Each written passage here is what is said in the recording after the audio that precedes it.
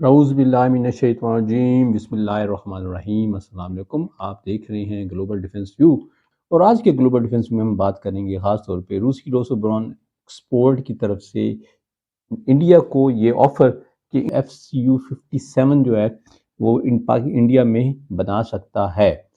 تو روسوبرون ایکسپورٹ نے اعلان کیا ہے کہ بھارت اپنے پرانے Su-30 MKI 4+ جنریشن لڑاکا طیارے کے لیے ملک میں موجود پروڈکشن لائن کو جدید بنا کر Su-57 کی لائسنس پیداوار جلد شروع کر سکتا ہے۔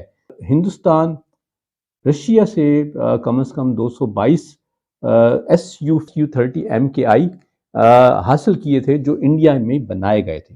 فروری میں ایئر انڈیا 2025 ایرو اسپیس نمائش میں Su-57 کی ہندوستان میں پہلی بار نمائش کی گئی، اور اس بات کی تصدیق کی گئی تھی کہ لائسنس کی پیداوار کے معاہدے پر غور کیا جا رہا ہے۔ بھارت کو 5ویں نسل کے لڑاکا طیارے تیار کرنے والے آخری جوہری ہتھیار رکھنے والے ملک میں سے ایک ہونے کا خطرہ لاحق ہے۔ امریکہ، برطانیہ اور نیٹو میں اس کے نیوکلیئر شیئرنگ پارٹنر F-35 طیارے خرید رہے ہیں، جبکہ پاکستان 2029 تک چینی FC-31 جسے J-35 بھی کہا جاتا ہے میدان میں اتارنے کے لیے تیار ہے، اور شمالی کوریا Su-57 میں دلچسپی کا اظہار جاری رکھے ہوئے ہے۔ اس سے صرف ہندوستان اور فرانس کے پاس ہی 5ویں نسل کی صلاحیت کے واضح راستے موجود نہیں ہیں۔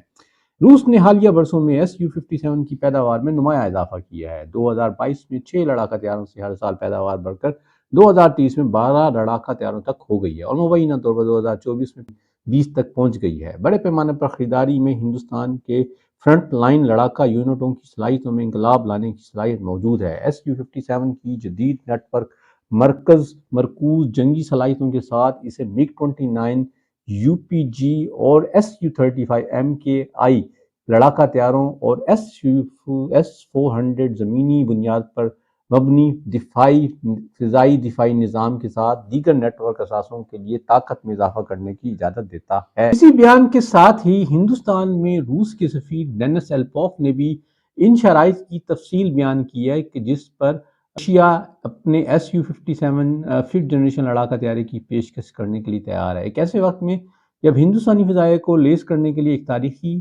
خریداری معاہدے پر غور کیا جا رہا ہے، ہم اپنے 5th جنریشن لڑاکا طیارے کی پیشکش کر رہے ہیں۔ ہمارے پاس بہترین مشین سخوئی 57 ہے، ہم پچھلے مہینے بنگلور میں ایئر انڈیا میں دکھایا ہے، اور یہ ہی بہت مسابقتی ہے۔ سفیر نے کہا کہ ہم نہ صرف فروخت کرنے کی پیشکش کر رہے ہیں بلکہ مشترکہ پیداوار کے لیے پیشکش کر رہے ہیں۔ ہم ٹیکنالوجی کا اشتراک پیش کرتے ہیں، ہم پیداوار کے لیے بھی ضروری صنعتی سہولیات کی تخلیق کے ساتھ صنعت کی پیشکش کرتے ہیں، ہم ترتیب کی تبدیلیوں کے لیے کھلے ہیں، لہذا یہ بہت ہی منافع بخش معاہدہ ہے جو ہم اس انسان کو پیش کرتے ہیں۔ انہوں نے اعتماد کا اظہار کرتے ہوئے کہا کہ روس لڑاکا طیارے کی مارکیٹنگ کے لیے بہت اچھی پوزیشن میں ہے۔ ان کا یہ بیان روس کی سرکاری اسلحہ برآمد کرنے والی کمپنی روسوبورون ایکسپورٹ کے اس اعلان کے چند گھنٹوں کے بعد سامنے آیا کہ بھارت فوری طور پر Su-57 کی لائسنس پیداوار شروع کر سکتا ہے۔